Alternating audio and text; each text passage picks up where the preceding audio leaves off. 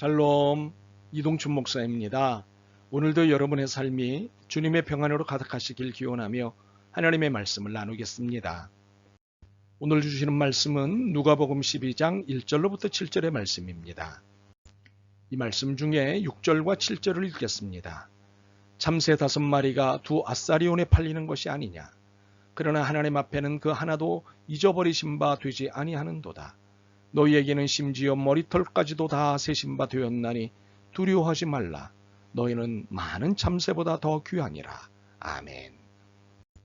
누가복음 12장 1절로부터 7절 말씀을 본문으로 하나님이 기억하시는 진실, 그래서 기다림이라는 제목으로 말씀을 나누도록 하겠습니다.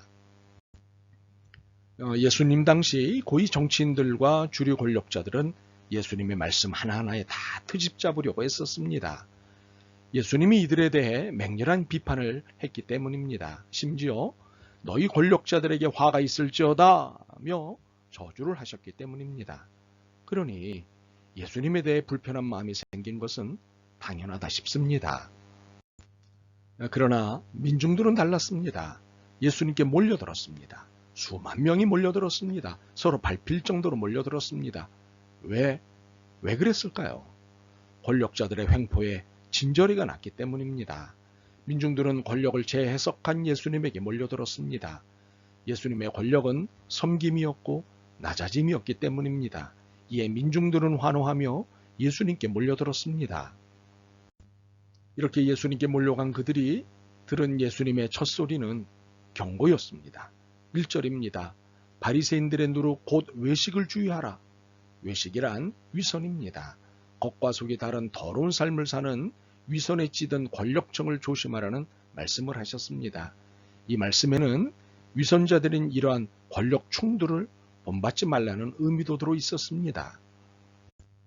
그런데 예수님께서는 바리새인들, 즉 권력층들의 외식, 위선에 대해 주의를 당부하는 것으로 끝내지 않으셨습니다. 이 점이 매우 중요한데 2절로부터 7절이 이것을 담고 있습니다. 우선 2절과 3절을 보겠습니다. 감추인 것이 드러나지 않을 것이 없고 숨긴 것이 알려지지 않을 것이 없나니 이러므로 너희가 어두운 데서 말한 모든 것이 광명한 데서 들리고 너희가 골방에서 귀에 대고 말한 것이 지붕 위에서 전파되리라. 위선이란 착하지 않으면서 착한 차, 진실하지 않으면서 진실한 차, 하지 않았으면서 한 차, 없으면서 있는 척 등등을 의미합니다. 이는 분명 거짓이고 사기입니다. 상대를 농락하고 기만하는 것이지요. 이런 위선자들은 자기 행위가 영원히 포장될 것이라고 믿습니다. 그러나 우주의 주인이신 예수님께서 말씀하십니다. 감추인 것이 드러나지 않을 것이 없고 숨긴 것이 알려지지 않을 것이 없다. 조만간 거짓은 밝혀지고 진실은 반드시 드러나게 돼 있다고 말씀하십니다.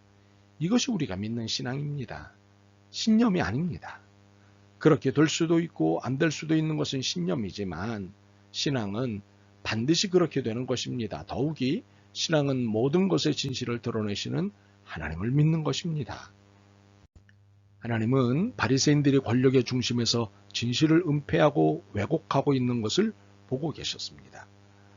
위선자들의 모습을 낱낱이 알고 계셨습니다. 특히 모두를 속이기 위해 행했던 은밀한 일조차도 다 알고 계셨습니다. 3절을 보실까요? 이러므로 너희가 어두운 데서 말한 모든 것이 광명한 데서 들리고 너희가 골방에서 귀에 대고 말한 것이 지붕 위에서 전파되리라. 그리고 드디어 위선과 은밀함이 더 이상 숨겨지지 못하는 날들이 오는 것입니다.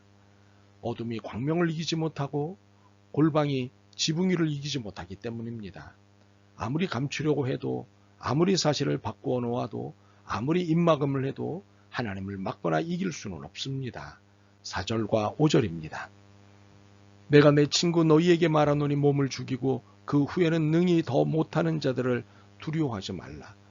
마땅히 두려워할 자를 내가 너희에게 보이리니 곧 죽인 후에 또한 지옥에 던져 넣는 권세 있는 그를 두려워하라. 내가 참으로 너희에게 이르노니 그를 두려워하라. 우리는 너무도 자주 눈앞의 현실을 두려워하는 경향을 보입니다. 물론 그럴 수밖에 없는 것은 연약한 존재이기 때문이지요. 그러나 우리가 신앙을 갖고 있는 사람임을 잊지 않았으면 좋겠습니다. 물론 신앙이 현실을 배제하는 것은 아닙니다. 그러나 신앙은 현실의 주인이신 하나님을 믿는 것입니다. 신앙은 나의 연약함을 알고 계시는 하나님을 믿는 것입니다. 신앙은 현실을 견뎌내는 것이 아니라 현실의 주인이신 하나님을 믿고 소망하는 것입니다. 그러므로 우리 신앙의 사람들이 두려워해야 할 상대는 현실이 아닙니다. 권력자들이 아닙니다. 무엇입니까? 누구입니까? 그렇습니다. 하나님이십니다. 권력에 의해 은폐된, 위선자들에 의해 왜곡된 내 억울한 진실을 반드시 밝히실 하나님을 두려워해야 합니다. 바꿔 말하면 하나님이 나를 구원하신다는 말씀입니다. 우리는 이를 5절로부터 7절을 통해 확인할 수 있습니다. 마땅히 두려워할 자를 내가 너희에게 보이리니 곧 죽인 후에 또한 지옥에 던져넣는 권세 있는 그를 두려워하라. 내가 참으로 너희에게 이르노니 그를 두려워하라. 참새 5마리가 두 아사리온에 팔리는 것이 아니냐? 그러나 하나님 앞에는 그 하나도 잊어버리시는 바 되지 아니하는도다. 너희에게는 심지어 머리털까지도 다 세신 바 되었나니 두려워하지 말라. 너희는 많은 참새보다 더 귀하니라. 나의 정의로운 진실, 우리의 억울한 진실, 이 모든 것을 다 기억하고 계신 하나님이십니다. 그 어느 한 올도 흘리지 않고 다 기억하고 계시는 하나님이십니다. 그러므로 내가 설령 잊은 것이 있다 해도 혹은 놓친 것이 있다 해도 당황할 필요가 없습니다. 하나님이 다 기억하고 계시고 때가 차면 지붕 위에서 공개하실 것입니다. 이 작업은 누군가의 기억 속에 넣어두시고 어느 공간에 자료를 넣어주셔서 진행하십니다. 이것이 하나님의 기억의 정치이고 우리의 기억의 투쟁입니다. 시간이 지나면 역사의 진실이 드러납니다. 하나님의 기억의 정치가 진행되기 때문입니다. 하나님의 진실을 들추시기 때문입니다. 참으로 하나님은 나의 아픔, 우리의 억울함, 나의 애절함, 우리의 분노 등 모든 것을 다 알고 계십니다. 그러므로 어떤 현실도 어떤 권력자도 두려워하지 마십시다. 곧 우리의 진실을 드러내셔서 아픔과 억울함과 애절함과 분노를 기쁨과 평안과 자유로 바꿔주실 것입니다. 그때까지 조금만 더 참으십시오. 조금만 더 말입니다. 아멘. 주님은 역사의 주인이십니다. 그러하기에 진실의 주인이심을 믿습니다. 이에 믿음과 용기를 갖고 청합니다. 진실이 밝혀질 그날까지 잘 견딜 수 있도록 믿음과 인내심을 주옵소서. 억울함을 잘 버텨낼 수 있게 믿음과 힘을 주옵소서. 예수 그리스도의 이름으로 기도드립니다. 아멘. 오늘도 여러분의 믿음과 삶을 응원합니다. 사랑합니다.